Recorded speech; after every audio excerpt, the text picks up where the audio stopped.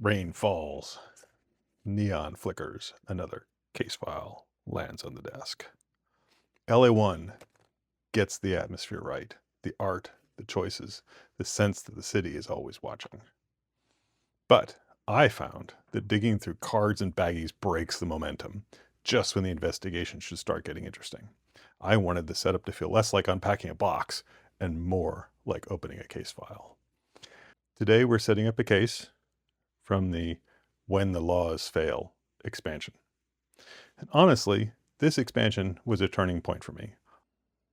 All of this premium production, beautiful acrylic tokens, miniatures, beautiful art, and yet the Android tokens were still paper.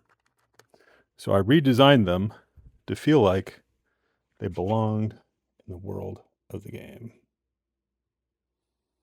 Slightly transparent, every piece the same, yet slightly different. Cold synthetic colors matching the original palette, gray, white, black. The original design uses coin imagery, but nobody in the world of LA-1 uses coins anymore. So I switched to gears instead. This is something industrial, something manufactured. It feels like it came from the city itself instead of being printed on cardboard. Let's get a character out. LA-1 already has really strong color identity for each investigator, so I leaned into that. Each character has cards, tokens, decks, and a miniature with consistent coloring. Setup becomes recognition instead of sorting. You choose a character. Let's choose Anita Fine. You pull the matching color heat tokens from the heat tray. There we go. Grab the miniature. If you paint your miniatures, color helps here too. You don't really have to think about it. Everything you need is grouped together, and one motion naturally leads to the next.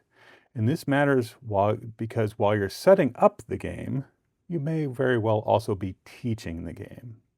A good organizational system quietly explains how the game works before the first turn even starts. While you dig through the investigator card library, you can identify investigators not just by the artwork, but also by using their color with a notch designed into the tray.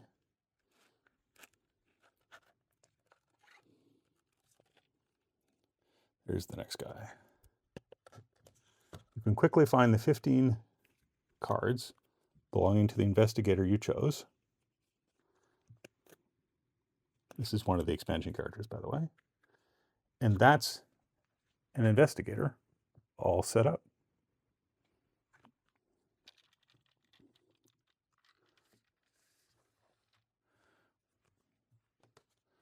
We're going to move these trays off to the side, and I'm going to show you setting up locations. If you notice, these trays all stack, which makes it easy to fit this onto a smaller table, because this is not a small game. The city itself is part of the organizational language. Instead of neutral trays in white, gray, or black, the trays visually match the districts on the board. The glossy purple belongs to LA-1. Reflections of neon. The dark matte green for LA-2. Bright turquoise for the City of Angels. You stop reading labels,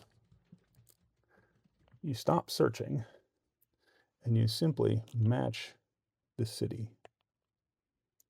This reduces friction in a surprisingly physical way, not just during setup, but also during gameplay too. When a section of the city goes dark,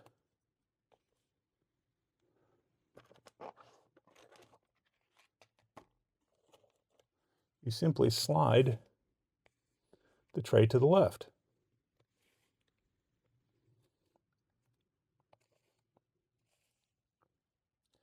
I set them all up dark. Let's set them all up light. As you can see, it's easy to move from darkness to light and light to darkness. No sleeved cards stacking, falling over when you try and move cards around. It just happens. Everything stays nice and neat and organized in their little boxes. It just happens quickly and naturally. Now that we've got the locations and skill decks out, let's grab the remaining support trays. Our skill deck and our darkness deck. Bring that guy over here.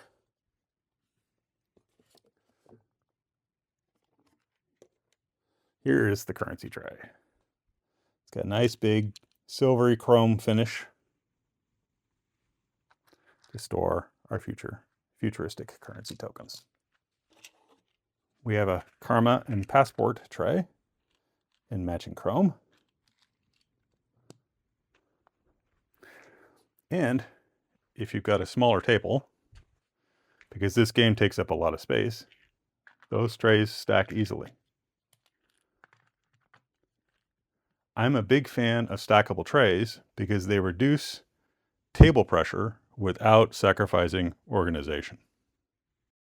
For this expansion, we need the Android tray, but we can leave the cursed token tray in the box because this particular case doesn't use those. These Android tokens are honestly one of my favorite parts because they solve two problems at once. First, readability. These matter mechanically and emotionally during the investigation. Second, tone. LA-1 exists in this strange intersection between noir investigation and retro future technology. The original paper tokens were functional. These communicate presence.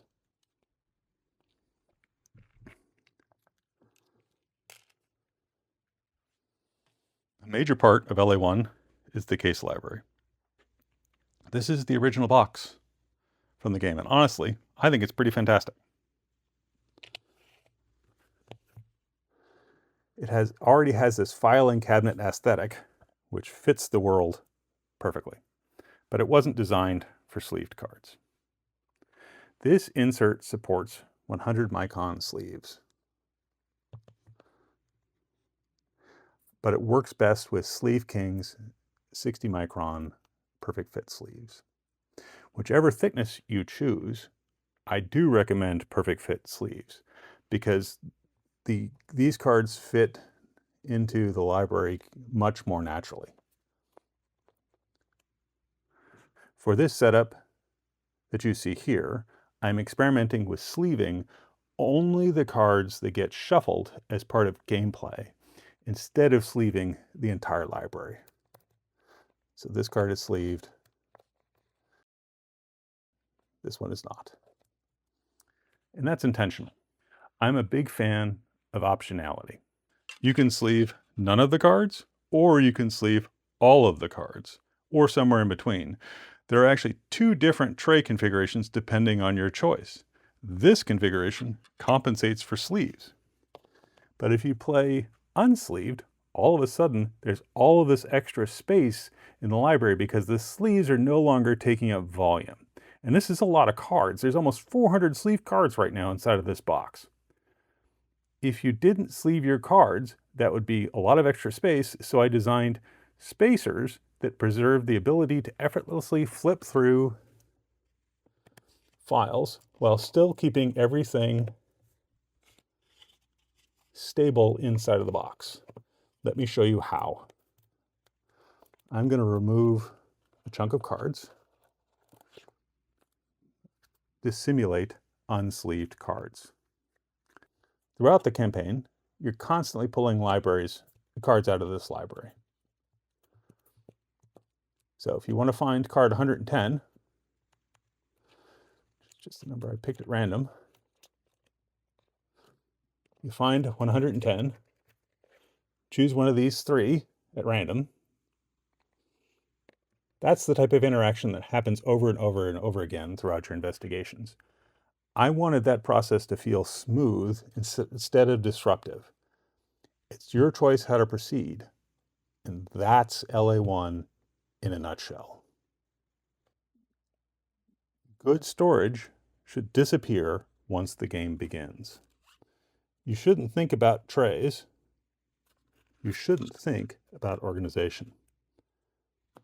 It should just happen.